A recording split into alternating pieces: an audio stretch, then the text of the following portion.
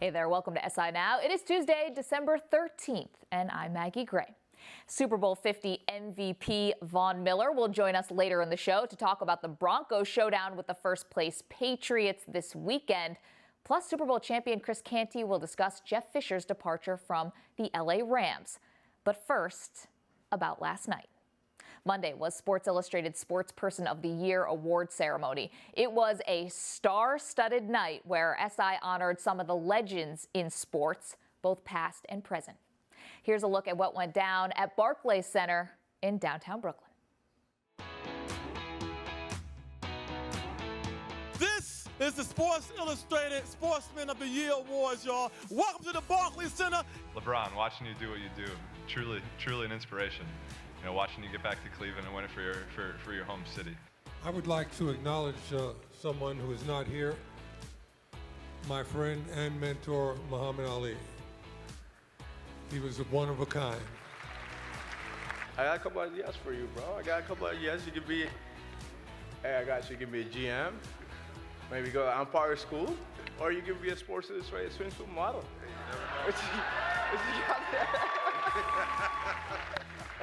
Very few businessmen are better than Maverick Carter, Rich Paul, Randy Mims, and all the rest of the posse behind the scenes that make it look like they're just hanging out. This award is for the great Muhammad Ali, for Bill Russell, for Jim Brown, for Kareem Abdul-Jabbar. They sacrificed everything that could have happened to them, could have been stripped of everything that they've accomplished to that point. Can't play football no more, can't play basketball no more, can't fight no more. But their calling and their reasoning for doing what they had to do was for a night like tonight.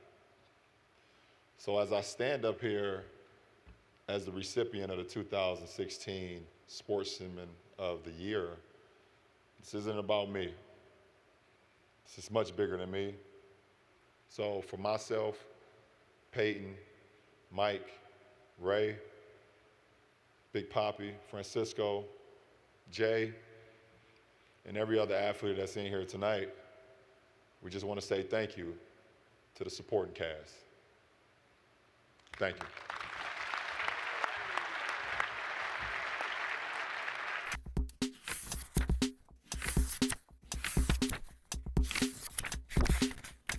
The coaching carousel in the NFL has begun to spin as Black Monday came early this year. Just over a week after announcing his contract had been extended through 2018, Jeff Fisher was fired by the LA Rams. Chris Canty joins me now to discuss the move. Chris, the Rams are on a short week. They play Seattle on Thursday night. Why was now a good time for the Rams to make a change? I'm really not sure, especially when you're on a short week. You look at them playing Thursday night against a division opponent. I don't necessarily know that that was what was in the best interest of the players on that team. Certainly it was what was in Jeff Fisher's best interest, not making him the all-time most losingest coach. He's tied with Dan Reeves now with 165 career losses. I don't think he wanted the sole honor of being the low man on the totem in terms of losses in the National Football League as a head coach. So I think that had a lot to do with the move, but certainly I don't think it was what was in the best interest of the team. That's something you do not want on your Wikipedia page for sure. Looking at the coaching landscape, Chris, from college to the pros, who is the right fit to be the new coach of the LA Rams? Well, you know, we were talking about the transition and a lot of excitement being around the Los Angeles Rams moving back to L.A., Southern California. And so I think it has to be something that energizes the fan base, gets a figure that people can rally around. And I'm not sure that recycling NFL head coaches is the best way to go. I think you need a young, new face to go along with the number one overall pick, somebody that can help develop Jared Goff and get him on the right track, get that offense going. Defensively, I think they already have some pieces there. So I think it's got to be somebody that's an offensive mind, or at least somebody that understands that they've got to bring in somebody to be able to groom this young quarterback. On my short list, I look at Sean McVay, the offensive coordinator for the Washington Redskins. I know age is a concern. He's in his early 30s, but certainly he's innovative. He's a young guy. He can relate to the players and the culture of this generation of NFL players. And he's got the second-ranked offense in the National Football League, and you've seen what he's done with Kirk Cousins over the last couple of seasons. So I don't think that there's somebody that you can just overlooked because of his age. Another person that you have to look at is Kyle Shanahan, the offensive coordinator for the Atlanta Falcons. You look at what he's been able to do with Matt Ryan and Julio Jones and that offense, them being explosive. Got Matt Ryan in the conversation for MVP of the league, which is really impressive. And then you look at somebody in the division like Chris Richards, defensive coordinator for the Seattle Seahawks, somebody that's familiar with the landscape of what's going on in the NFC West. Of course, in order to get to the postseason and have success, the easiest way for teams to do that is being able to win your division. Chris Richards certainly has a feel for that, and I think that the players love him. They play hard for him. You've seen that with the Legion of Boom and that group up in Seattle and what they've done. So I think those are the three candidates that the Los Angeles Rams should take a long, hard look at. But who knows which way this search will go, which direction this search will go. People have mentioned John Harbaugh. People have mentioned Josh McDaniels. So I think right now is a lot of speculation. You can't talk to NFL coaches right now because of the period of time guys are working. But certainly there's some back channel communications through people's agents. So we'll see how it all plays out. Yeah, very interesting about the Harbaugh connection with Jim Harbaugh potentially coming back to the NFL. McDaniels, of course, was in Denver before going back to the Patriots. And then those three fresh-face coordinators that you mentioned could be interesting as well, Chris. How much did Eric Dickerson's dust up with Fisher play into this decision? And if it wasn't Dickerson, what do you think was the proverbial straw that broke the camel's back when it comes to Fisher? I don't think the dust up with Dickerson and Jeff Fisher had anything to do with the decision. I don't think the organization would make a move like that based on, the PR. But certainly the optics of it weren't good. It didn't help the situation. But ultimately, it just wasn't enough winning. When you look at Jeff Fisher's record over the past 4 years, it's just been awful with the Los Angeles Rams. There hasn't really been any signs of improvement. And so I think that the organization needed to move in another direction. Again, you talk about all the goodwill that was built up with the franchise moving from St. Louis back to Los Angeles. But fans are going to get impatient, and you don't want the LA fan base to become apathetic to pro football in Southern California. So you want something that you can energize. You want something that the fans can rally behind. And I think that this coaching change is a step in the right direction. We'll see if it works as a spark plug on Thursday against the Seahawks. Super Bowl champion Chris Canty. Chris, appreciate your perspective, and we'll catch up with you soon. Thanks a lot, Maggie. All right. As for fantasy football, the playoffs are here, but that doesn't mean you can rely on the roster you have. No. Here is Michael Beller with a look at the best pickups from the waiver wire.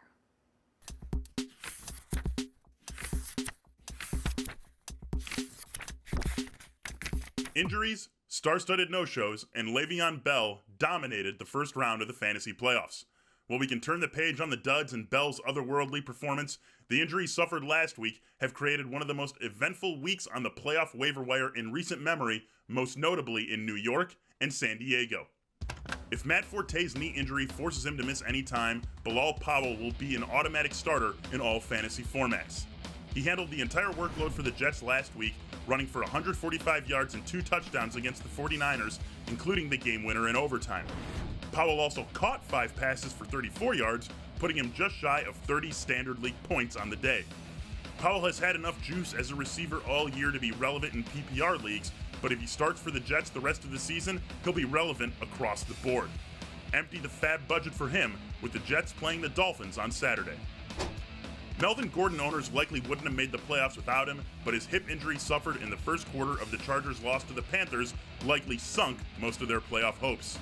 With Gordon likely done for the season, Kenneth Farrow takes over as the starter in San Diego. The undrafted rookie out of Houston ran for 55 yards on 16 carries and caught 6 passes for 23 yards after Gordon left the game. Ronnie Hillman was inactive, so it's possible Farrow will give up some of the workload to the veteran Hillman the next 2 weeks, but he'll be the team's primary runner. The Chargers have a run-friendly schedule for the rest of the fantasy playoffs, with the Raiders and Browns on tap. Mike McCarthy finally acknowledged what most fantasy owners and Packers fans could have told him weeks ago. Ty Montgomery is the best healthy running back on the Packers roster. Montgomery ran 9 times for 41 yards and a touchdown in the Packers' 38-10 thrashing of the Seahawks last week. He also caught 3 of 4 targets for 45 yards.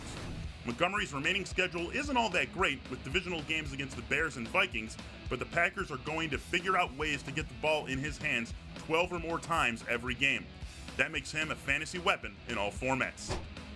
Finally, Dwayne Washington started for the Lions after Theo Riddick's surprise inactive status, getting 64 yards on 16 carries. Riddick could return next week despite his wrist injury, but Washington has always been the more logical inside runner. If he retains that role, he'll be on the RB3 and flex radar with the Lions visiting the Giants next week. That'll do it for the waiver wire heading into Week 15. I'll be back with you all right here on Friday to talk stardom or situm for the fantasy semifinals. Until then, happy hunting on the wire. Well, thank you, Michael. Unfortunately, I cannot use that advice because I did not make the playoffs. Well, Kayla Harrison is making a career change. The two-time gold judoka medalist will be moving to mixed martial arts as a commentator. So what's behind the move? Well, it turns out her competitive drive is fueled by none other than Ronda Rousey. Harrison recently sat down with our own Ryan Aselta to talk about it.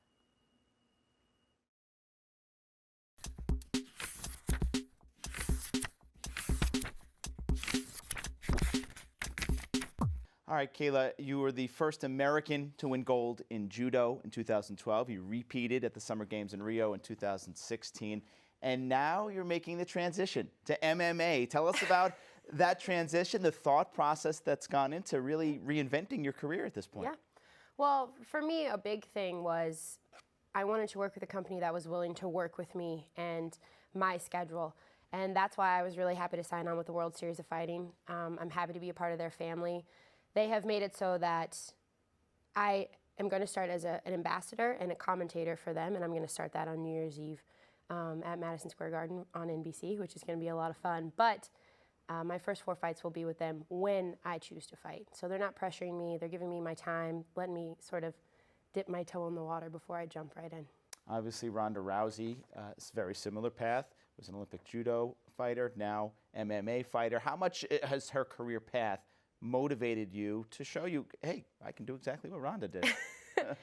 It's so funny because we used to be training partners, we used to be teammates and roommates, and everyone always sort of gives me a hard time because I think I have what you would call like a Ronda complex. Like anything she can do, I can do better. That's like my little mantra, and she's really just been a trailblazer for women in MMA. She's made it so that if you want to be the best in the world in MMA and you're a female, you can do that now. And that wasn't the case after London for me. You know, that wasn't like, oh, I'm just going to jump into MMA because there's a great career there. So she's made that so it's possible, and I'm thankful to her for that, and I'm grateful to her for that, and I hope to build on her career and stand on top of her shoulders someday. Has she given you any advice as you complete this transition that she went through many years ago? We've talked about it a lot, not recently because she's getting ready to fight herself, so I don't want to interfere while she's training and making her comeback, but I expect once she's done fighting and I've done my first broadcasting in January, I'm going to reach out to her and really see what advice she can give me. What's something we don't know about her? You mentioned you trained with her, you roomed with her. Mm-hmm. Is there anything that the world doesn't know that you sitting there thinking, well, I know the real Ronda Rousey?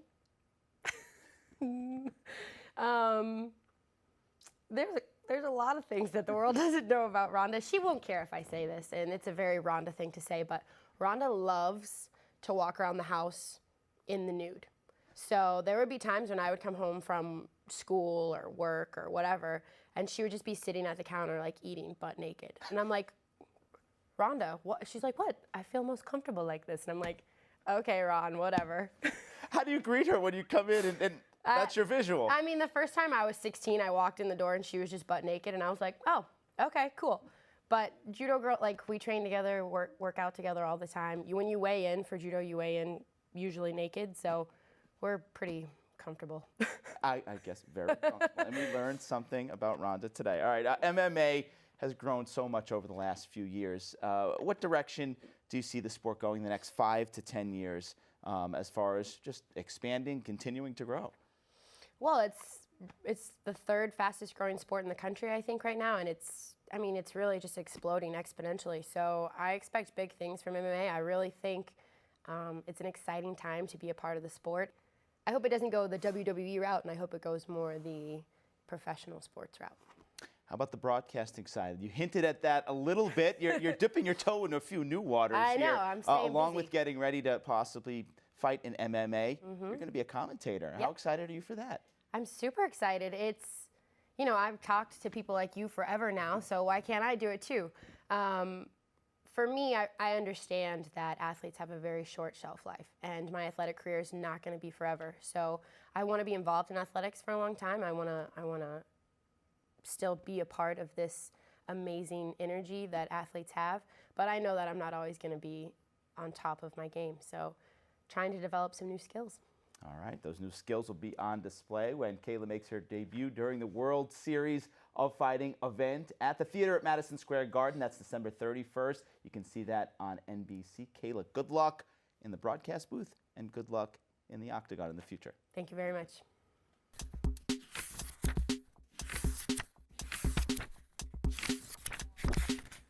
Thank you, Ryan and Kayla. That's a funny story about Ronda Rousey. Was not expecting that. Well, our next guest was the MVP of Super Bowl 50. His Broncos are currently 8-5 and would hold the AFC's second wild card if the season ended today. Von Miller joins me now. Hey, Von, we heard that you gave every AFC West player a fancy bottle of wine recently. Do you want them to drink that whole bottle the night before they play you? No. That's about it. Then it wouldn't be. You know, one of the best divisions in the National Football League if they did that. You know, it was just a sign of my gratification. I really enjoy playing in the AFC West. I'm a big fan of all of these guys. We got big time quarterbacks on every single team. I got buddies on every single team, and you know, this Christmas holiday, I was thinking, how could I give back, you know, to my opponents here in the AFC West, and that was the plan that we came up with. Yeah, Von playing Santa Claus. I like that. I wish I was one of your opponents. Maybe I'd get a fancy bottle of wine also. But that doesn't take away from the fact that the team is in the middle of a fierce playoff race, which is much different from a year ago. Von, can you describe the challenges you've noticed of being the reigning Super Bowl champions? It's challenges whether you're the Super Bowl champion or not. It's talented players on every single team in the National Football League. Very, very gifted players that present challenges, you know, in every single game. So, you know, every week is going to be a challenge. And this week we got the Patriots. And it's going to be an incredible challenge going against Tom Brady and the fully loaded Patriots this week. Before we get to the Patriots, I do want to ask you about your last game against the Titans because Harry Douglas put a hit on your cornerback, Chris Harris. Well, no bottles of wine are going to be given to the Titans. Here's your teammate, Aqib Talib, who had this to say after the game. Take a listen, Vaughn. With a play like that, you saw Chris go down, and it turned out bad, but it could have been a lot worse. Yeah. I'm sure that really irritated Yeah, it don't matter how it went. He tried to do something dirty, so that's why I'm going to beat his. Okay, so that was Aqib Talib, your teammate, Vaughn. If you could hear that, do you share the same sentiment as Talib? You know, right after the game, you know, emotions, you know, they flare a little bit. You know, especially, you know, on a play like that where, you know, one of our buddies could have potentially, you know, been out, you know, for an extended period of time. I just think that in the National Football League, we gotta do a better job of protecting each other, taking care of our opponents. In the NBA, you see guys do it all the time. You know, guys could go up for, you know, a huge dunk, and you see, you know, a guy coming in that's trying to defend the shot or the dunk, and he eases up a little bit, and he just, you know, takes care of his opponent. And, you know, the National Football League is a contact sport, very, very, you know, game, and sometimes you're not able to do that. But on that play, you know, where, you know, on the other side of the field, you know, in that situation. Yeah, no, I think I hear what you're saying there. Do you think that Douglas should be disciplined by the league? No, I mean, you know, we do a great job of you know, disciplining guys, and the leadership in the National Football League, they do a great job, and you know, and sending you know, messages to players and sending us in the right direction. Vaughn, we know you are multi-talented. You can dance, you can sing. Now you have a new party anthem that gets fans pumped up, and you're partnering with Red Foo of LMFAO. Vaughn, tell us about it. Yeah, some of my favorite moments are when I get together with family and friends to have fun. share pizza and spend time together. That's why I'm partnering with DiGiorno to make the most out of those moments. DiGiorno created the ultimate party anthem called Rise to the Occasion to help get fans, to help get the most out of the moments that matter. And you can go to DiGiorno.com to check out the trailer. It's pretty incredible. That's great. It starts on January 5th. The full version will be available on Spotify, SoundCloud, and YouTube. You know, it goes great together. Pizza and wine. It's like you're hooking everybody in the AFC West up with gifts this year. Always a pleasure to talk with you. Von Miller, the MVP of Super Bowl 50. Von, thanks a lot. All right, guys. Thank you. I appreciate you guys. Appreciate you. We're going to see you back here tomorrow when I'll be joined by Seattle Sounders rookie and MLS Cup champion Jordan Morris. But today we will leave you with another look from last night's Sports Person of the Year event. I was on the red carpet and I caught up with a new power couple in the sports world, gymnast Allie Raisman and her boyfriend, football player Colton Underwood. Watch this. Do you understand how much hope you're giving for all men out there? That's the what Hail he just Mary said. pass, right? And so explain to people who forgot a little bit about how this relationship started basically over social media last year. After the Olympics, I just sent her a quick video to congratulate her. I thought she was only going to see, and I did not expect what happened following that. It got a little crazy, but it ended up working out, and I say everything happens for a reason. So yes, I might have got injured, but I got to meet her and go on a date, and obviously 3 months later it works. The best part is when Andrew first told him about me, he had no idea who I was, which I love. No. Yes, he had no idea who I was. To be honest, I really didn't even following the And 2000. his mom didn't even watch the Olympics this year. This past summer. So I followed the Olympics in 2012, and I told her that. I said I really didn't know who she was. But during training camp, obviously that was on every single TV. So I paid close attention, especially after, he wanted me to date her.